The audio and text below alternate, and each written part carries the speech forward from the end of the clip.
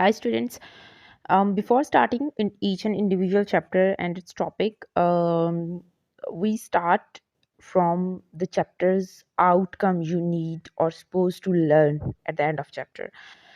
ये ज़रूरी इसलिए है कि इससे आपको अंदाज़ा होगा कि क्वेश्चन किस तरह का आ सकता है और किस तरह का क्वेश्चन पेपर में पूछा जा सकता है, because obviously they ask from the learning outcomes which they think कि यार ये चीज़ें बच्चों को पेपर के एंड पर या अपना चैप्टर कंप्लीट करने के बाद आनी चाहिए.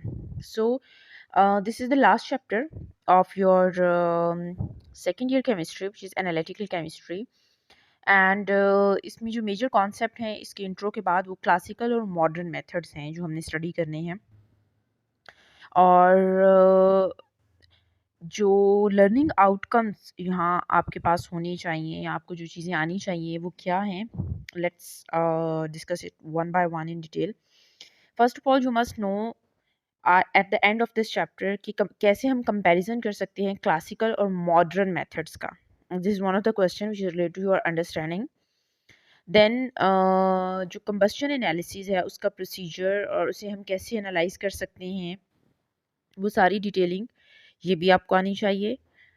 Then define spectroscopy and discuss its application in analytical chemistry. ये एप्लीकेशन बेस्ड क्वेश्चन है, सो ये भी आपको आना चाहिए. Then state the regions of electromagnetic spectrum used in IR and UV visible spectroscopy. That is also an applying section chemistry.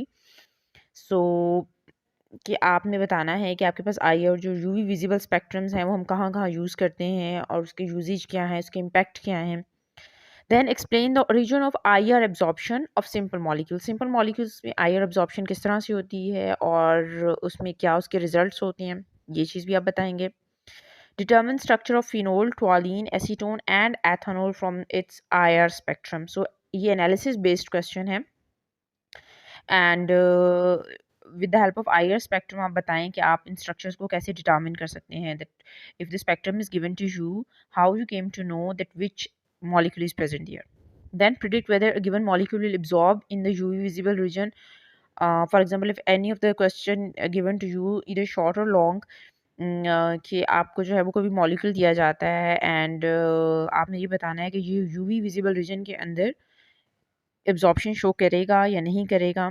So that is analysis based question. Predict the colour of transition metal complex from its UV visible spectrum. किस तरह के colours generate होते हैं UV visible spectrum में. So obviously first of all इसकी working important है, then उसकी application और उस एप्लीकेशन को एनालाइज करना. Outline simple terms the micro principles of proton NMR spectroscopy. Nuclear magnetic resonance spectroscopy का जो बेसिक प्रिंसिपल है वो आपको आना चाहिए. Explain how chemical environment of a proton affect the magnetic field it experiences and hence the absorption of energy at resonance frequency. जो proton है वो हाइड्रोजन जो न्यूक्लियर मैग्नेटिक रेजोनेंस स्पेक्ट्रोस्कोपी उसे हम उसकी हेल्प से करते हैं. सो वो ये कह रहा है कि अगर उसके जो इन्वायरमेंट है उसमें कोई इफेक्ट आता है, आप कोई और सब्स्टिट्यूशन लगा रहे हैं उसी मॉलिक्यूल में और फिर उसका इम्पैक्ट जो है वो क्या होगा एनर्जी एब्जॉर्प्शन के ऊपर. This one you need to explain. Then describe standard scales use in proton NMR. किस किस्म के स्केल्स आप यूज़ करते हैं. एक्सप्लेन इंस्ट्रूमेंटेशन और जो आपकी मैस स्पेक्ट्रोमेट्री है उसकी working. Outline the use of mass spectrometry in determination of relative isotopic masses and isotopic abundance. ये चीज़ आपको आनी चाहिए. Define and explain atomic emission and atomic absorption spectrum. Emission और absorption spectrum दोनों को explain करना आपको आना चाहिए. इस तरह का क्वेश्चन आपके पेपर में आ सकता है. Skills at the end of this chapter जो आपको आनी चाहिए, those skills are calculate the average atomic mass of an element from isotopic data.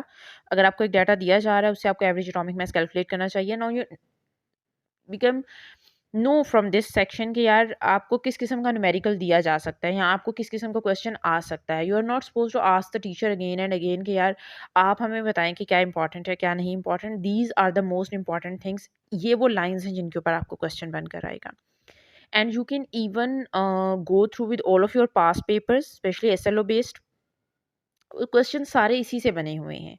Then calculate the percentage of carbon, hydrogen और oxygen from given data and determine empirical and molecular formula, empirical और molecular दोनों formula आपको determine करने आने चाहिए, उसकी percentage लेनी आनी चाहिए. That is also one of the skill you must attain after that, after the end of the chapter. Then society based या टेक्नोलॉजी और साइंस बेस्ड जो आपकी आउटकम्स हैं आफ्टर दिस चैप्टर वो होने चाहिए. Describe how mass spectrometer is used to determine the relative masses of atom and their abundance of isotope. That is also application based. How different instruments help in the study of chemistry.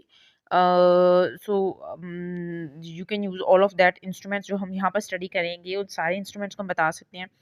Explain how forensic chemists use the mass spectroscopy to identify small amounts of unknown material. This is also one of the outcome. Explain temperature variation with parts of a flame. Explain why forensic chemists must have strong problem solving skills and a broad background in an analytical chemistry. क्यों होना चाहिए forensic chemist को और क्या ज़रूरत होती है और किस तरह से वो करते हैं. Recognize the link between chemical instrumentation and technology and make connections between chromatography and mass spectrometry as used in the analysis of small amount of unknown material. So this is the outcomes after the finishing of that your last chapter of second year. So we will get back to these outcomes after the end of the chapter.